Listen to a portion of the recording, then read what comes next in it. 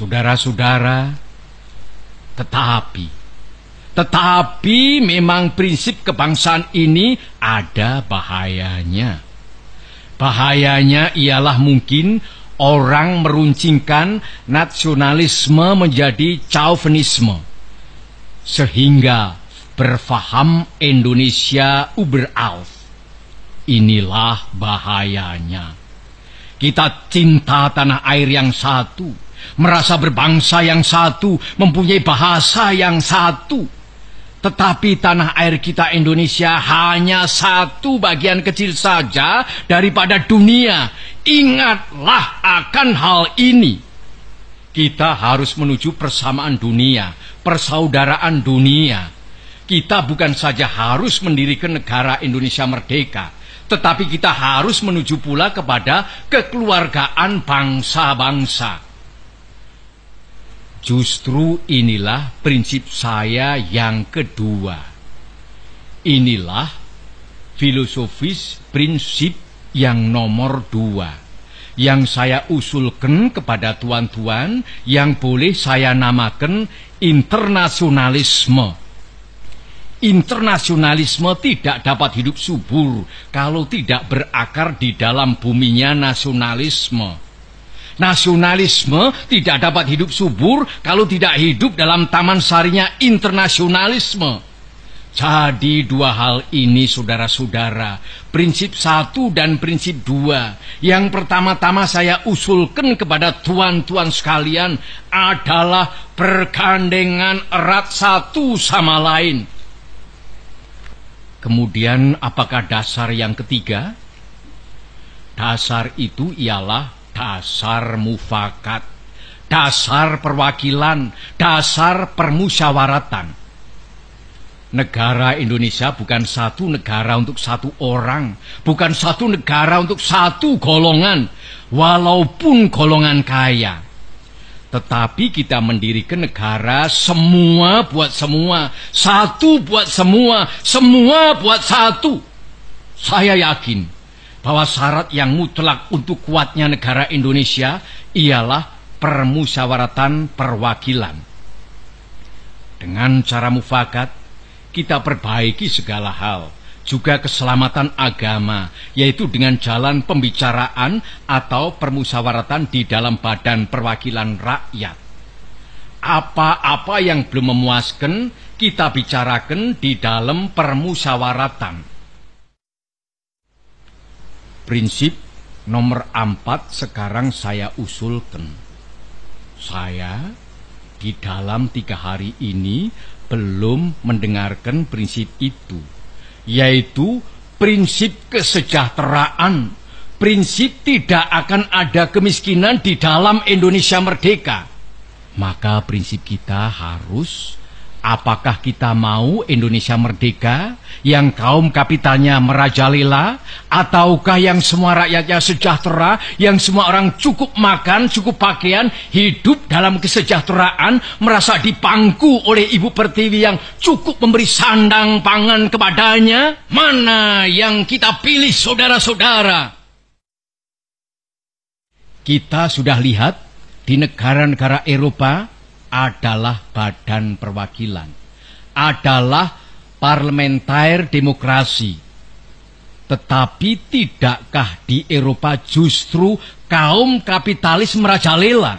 Di Amerika ada suatu badan perwakilan rakyat, dan tidakkah di Amerika kaum kapitalis merajalela? Tidakkah di seluruh benua barat kaum kapitalis merajalela? Padahal ada badan perwakilan rakyat. Tak lain tak bukan sebabnya ialah oleh karena badan-badan perwakilan rakyat yang diadakan di sana itu sekadar menurut resepnya Franse Revolusi.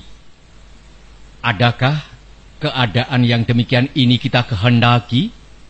Saudara-saudara, saya usulkan, kalau kita mencari demokrasi, hendaknya bukan demokrasi barat, tetapi permusyawaratan yang memberi hidup, yakni politik ekonomi demokrasi yang mampu mendatangkan kesejahteraan sosial, yaitu bukan saja persamaan politik, saudara-saudara, tetapi pun di atas lapangan ekonomi kita harus mengadakan persamaan, artinya kesejahteraan bersama yang sebaik-baiknya. Saudara-saudara, apakah prinsip yang kelima? Saya telah mengemukakan 4 prinsip. 1. Kebangsaan Indonesia. 2. Internasionalisme atau berkemanusiaan. 3. Mufakat atau demokrasi. 4. Kesejahteraan sosial. Prinsip yang kelima hendaknya menyusun Indonesia merdeka dengan bertakwa kepada Tuhan Yang Maha Esa. Prinsip ketuhanan bukan saja bangsa Indonesia bertuhan, tetapi masing-masing orang Indonesia hendaknya bertuhan. Tuhannya sendiri. Yang Kristen menyembah Tuhan menurut petunjuk Isa Al-Masih, yang Islam menurut petunjuk Nabi Muhammad Sallallahu Alaihi Wasallam, orang Buddha menjalankan ibadatnya menurut kitab-kitab yang ada padanya. Tetapi marilah kita semuanya bertuhan. Hendaknya negara Indonesia ialah negara yang tiap-tiap orangnya dapat menyembah Tuhannya dengan cara yang leluasa. Segenap rakyat hendaknya bertuhan secara kebudayaan, yakni dengan tiada egoisme agama. Dan hendaknya negara Indonesia satu negara yang bertuhan. Marilah kita amalkan, jalankan agama baik Islam maupun Kristen dengan cara yang berkeadaban. Apakah cara yang berkeadaban itu? Ialah hormat menghormati satu sama lain. Marilah kita di dalam Indonesia merdeka yang kita susun ini sesuai dengan itu, menyatakan bahwa prinsip kelima daripada negara kita ialah ketuhanan yang berkebudayaan, ketuhanan yang berbudi pekerti yang luhur, ketuhanan yang hormat menghormati satu sama lain. Hatiku akan berpesta raya jikalau saudara-saudara menyetujui bahwa negara Indonesia merdeka berasaskan ketuhanan yang Maha Esa. Saudara-saudara, dasar-dasar negara telah saya usulkan. 5 bilangannya. Inikah Pancadharma? Bukan. Nama Pancadharma tidak tepat di sini. Dharma berarti kewajiban. Sedang kita membicarakan dasar. Saya senang kepada simbolik. Simbolik angka pula. Rukun Islam 5 jumlahnya.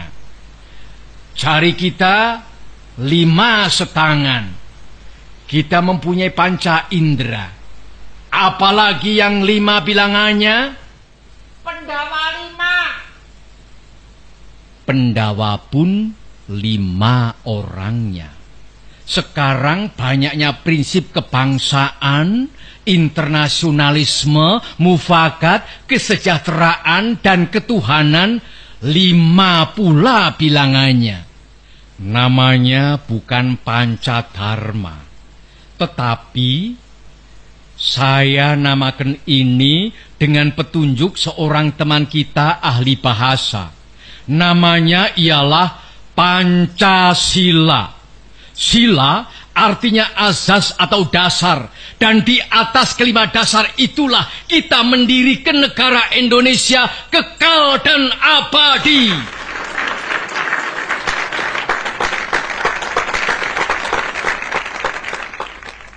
Atau barangkali ada saudara-saudara yang tidak suka akan bilangan 5 itu?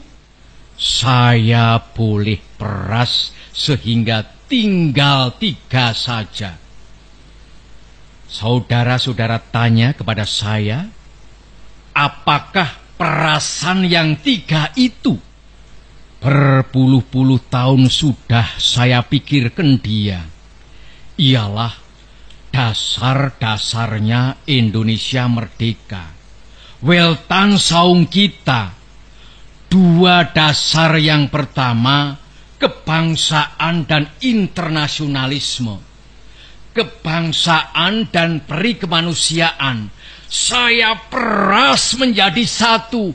Itulah yang dahulu saya namakan sosionasionalisme. Dan demokrasi yang bukan demokrasi barat, tetapi politik ekonomisme demokrasi, yaitu politik demokrasi dengan sosial rechtvaardigheid, demokrasi dengan kesejahteraan. Saya peraskan pula menjadi satu. Inilah yang dulu saya namakan sosiodemokrasi. Tinggal lagi ketuhanan yang menghormati satu sama lain. Jadi, yang asalnya 5 itu telah menjadi 3. Sosionasionalisme, sosiodemokrasi, dan ketuhanan. Jikalau Tuhan senang kepada simbolik 3, ambillah cara 3 ini. Tetapi barangkali tidak semua tuan-tuan senang kepada trisila ini dan minta satu dasar saja. Baiklah, saya jadikan 1. Saya kumpulkan lagi menjadi 1. Apakah yang 1 itu? Sebagai tadi telah saya katakan, kita mendirikan negara Indonesia yang kita semua harus mendukungnya. Semua buat semua. Jikalau saya peras yang 5 menjadi 3 dan yang 3 menjadi 1, maka dapatlah saya 1 perkataan Indonesia yang tulen, yaitu perkataan gotong royong. Negara Indonesia yang kita dirikan haruslah negara gotong royong. Alangkah hebatnya negara gotong royong.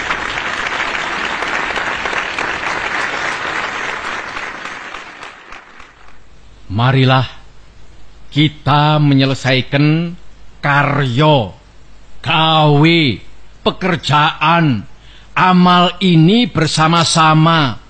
Gotong royong adalah pembantingan tulang bersama, pemerasan keringat bersama, perjuangan bantu pinantu bersama, amal semua buat kepentingan semua, keringat semua buat kebahagiaan semua, holopis kontol baris buat kepentingan bersama. Itulah gotong royong.